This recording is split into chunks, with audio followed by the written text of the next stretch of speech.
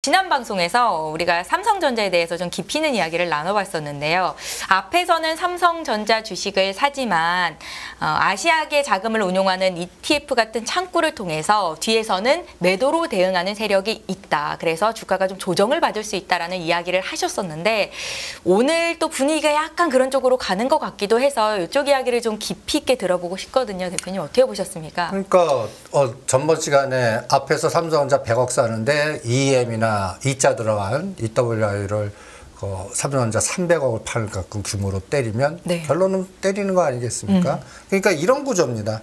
삼성전자 매수, SK하이닉스 매수인데 EM 매도, EWI 매도, 선물 합성 매도. 네. 이렇게 돼갖고 이 매도 규모를 높이면 그러면 시장은 롱숏에서 앞에는 사는 것 같지만 뒤에서는 때리는 이런 구조를 이제부터 나올 테니까 삼성전자 72,000원에서 7만을 깨나 안 깨나 보라고 했고 종합주가 지수는 2,650에서 한 2,580까지 또 설정해 드리지 않았습니까? 네. 그게 딱 오늘 왔습니다. 지금 자리에서 더 많이 빠질 거라고 보세요? 이제 나스닥이 결정할 것 같아요. 오늘 밤부터 나스닥이 13,500을 깨갖고 250씩 깨면 그러면은 전 50씩 내리겠습니다. 그러니까 이제 보세요. 예. EM 속도 보세요. 속도가 굉장히 역V자죠. 지금 41불인데 이제 EM으로 중요한 맥점이 38불이니까 네. 여기까지 38불까지 오면 이건 2,450이에요. 그러니까 요 속도도 잘 보시기 바랍니다. 그 다음에 EWY 비슷하죠. 이게 달러 베이스 종합주가 지수예요. 네. 우리하고 좀 달라 보이죠. 우린 종합주가 지수는 삼성전자나 이런 거 보면 그동안 잘 버텼는데 네. 이제 얘는 더 빨리 갖고 요게 오늘 느껴질 거예요. 우리 종합주가 지수는. 이런 그림, 이거는 어저께까지 그림이거든요. 네. 그러니까 이런 속도.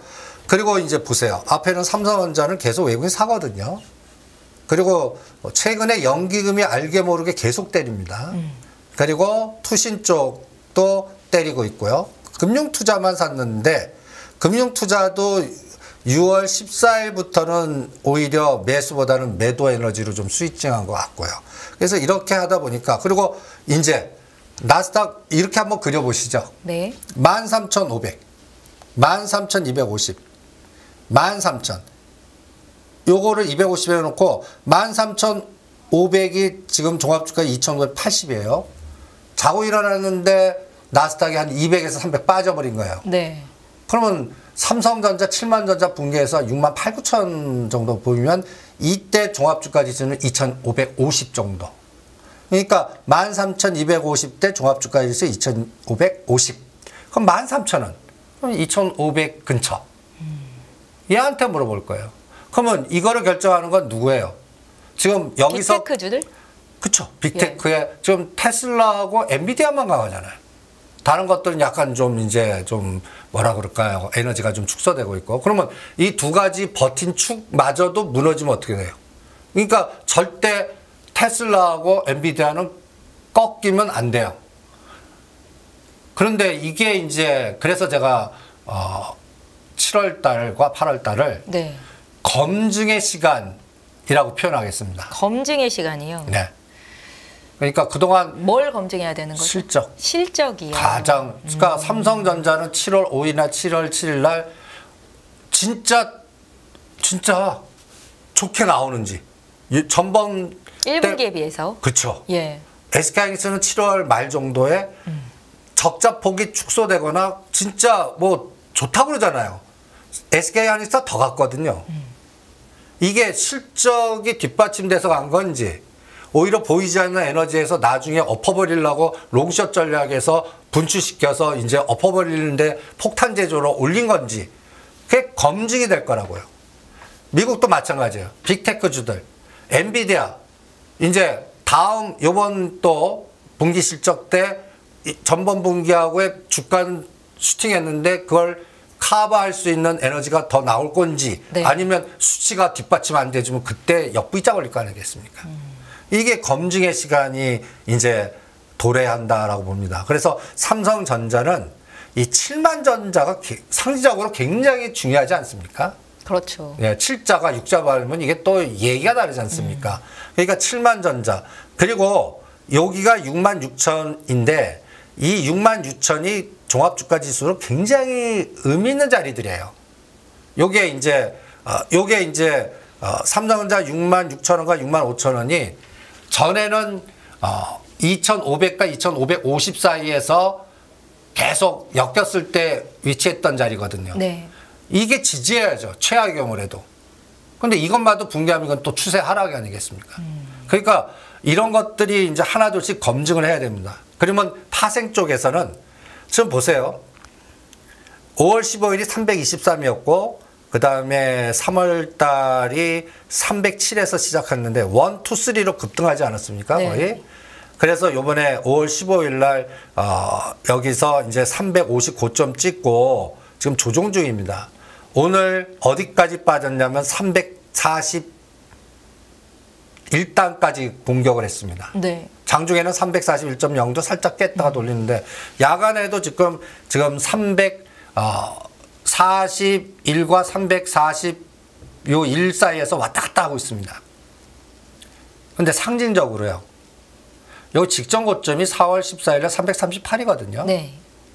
요때가 종합주가지수가 요게 2,580인데 오늘 이 자리네요. 예. 예. 근데 선물은 2포인트 아직 위에요. 그런데 직전 고점이 지지하고 가줘야지 이걸 깨고 내서 몸통으로 공격하면 이거는 60일에서 지지할지 120일에서 지지할지 검증을 해야 되잖아요. 이것도 검증의 구간이거든요.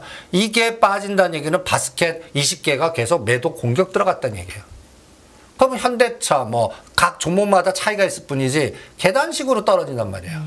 그러니까 이런 것들을 저는 7월 25일을 디데이로 잡겠습니다. 7월 25일. 그럼 7월 25일이 연준이 금리 결정을 우리가 체크할 수 있는 날 아니겠습니까? 그때까지 이 빅테크주가 어디까지 갔다 얘기해서 차익 실현 매물이 계속 나오면서 가랑비 어떻게 흘러내리는지 네. 잘 버티는지 이걸 보겠습니다. 그리고 오늘 좀 찝찝한 게 외국인들 매매 규모 보세요. 현물에서 4천억, 선물에서 8,900억을 때렸습니다. 그리고 비차익을 계속 때려요. 그나마 현물에서 금융투자는 안 사지만 선물에서는 사줬거든요. 그런데 여기에서 쌍끌이 매도 들어오면 이건 할 말 없다고요. 그러니까 이런 것들도 추적할 거고 그 다음에 비차익이 지금 6월 8일부터 추세 매도예요. 네. 요 하루 정도 3천억 산 거가 이걸 또 좋게 해석하는 분 계는데 보세요. 바로 엎어버려. 제가 이때 이거 소비량일 테니까 바로 엎어버릴 겁니다. 합성 사이클에서 올려놓고 죽일 겁니다. 근데 이제 그 다음날 4,900억, 2,300억, 2,800억. 이렇게 추세로 나오니까 이게 2,650에서 2,580까지 떨어뜨리는 에너지였거든요. 여기가 계속 펄어요. 2, 3천억씩. 네. 그럼 못 올립니다. 그러니까 이런 것들을 계속 추적을 해보시죠. 그래서 파생 시장에서 이제 숏이 걸리는지 이게 이제 실적을 검증하는 거예요. 그래서 첫 번째 마디가 7월 5일 삼성전자 실적. 네. 그 다음이 7월 말 SK하이닉 실적. 이 두 가지로 전 검증을 할 겁니다. 그래서 시스템 반도체나 지금 막 떠드는 그 IT 쪽은 다 팔고 나와라. 딴 거 해라. 이렇게 계속 강조해드리는 이유 중에 하나입니다. 대표님, 빅테크가 조정을 하면 뭐 자동차나 자동차 부품단이 좀 버텨주거나 상승을 해야 지수 자체가 크게 떨어지지 않는 건데 자동차주에 대한 시각이 어떠신지 좀 궁금한 게 국내 완성차 업체들의 실적이 2분기에 상장사들 중에 최대일 거라고 또 예측이 되고 있고 실제로 현대차, 기아는 차를 좀 잘 팔고 있잖아요. 어떻습니까? 앞으로의 흐름은 좀 어떨까요? 근데 그거는 지금 뉴스나 그게 이론이에요. 현장은 때리고 있습니다.